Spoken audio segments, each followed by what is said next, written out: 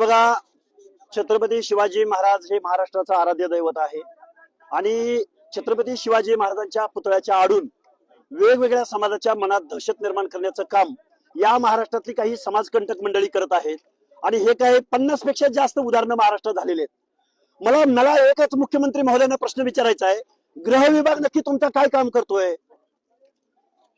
चिखला गावामध्ये जी मोडस ऑपरेंडिटी होती तीच मोडस ऑपरेंडिटी भूमपरांड्यामध्ये डॉक्टर बाबासाहेब आंबेडकरांच्या बाबासाहेबांच्या नावानं जो चौक आहे तिथली मोडस ऑपरेंडिटी होती आणि तीच मोडस ऑपरेंडिटी सोलापूर जिल्ह्यातल्या अंजनगाव मध्ये धनगर समाजाचं तीर्थक्षेत्र असणाऱ्या आराध्य दैवत असणाऱ्या खेलोबा मंदिराच्या प्रवेशद्वारावर रयतेचा राजा छत्रपती शिवाजी महाराजांचा पुतळा बसवलाय। हा पुतळा बसवणाऱ्यांचा नक्की हेतू काय? मी एक ओबीसी आंदोलक म्हणून माझं आव्हान आहे मुख्यमंत्री महोदयांना आणि या पुतळा बसवणाऱ्यांना, तुम्हाला छत्रपती शिवाजी महाराजांचा पुतळा बसवायचा आहे ना, अरे दिवसाच्या 12 वाजता वाजत या ना। तुम्हाला रात्री अपरात्री लपून छपून का पुतळा बसवताय तुम्ही? आमच्या लोकांच्या मनात दहशत निर्माण करताय का तुम्ही?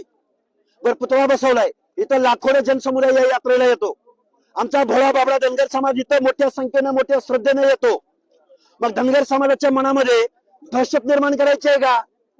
कोण तो आवारे नावाचा माणूस, त्याचं नाव घेण्या एवढाही तो मोठा नाही, त्याला माझं सांगणं आहे, हा येडा धनगर आहे, या धनगराच्या जर नादाला लागला तर तुमचं काय हाल होईल याचं एकदा तुमच्या ज्येष्ठ मंडळींकडून सल्ला घेऊन आमच्या नादाला लागा।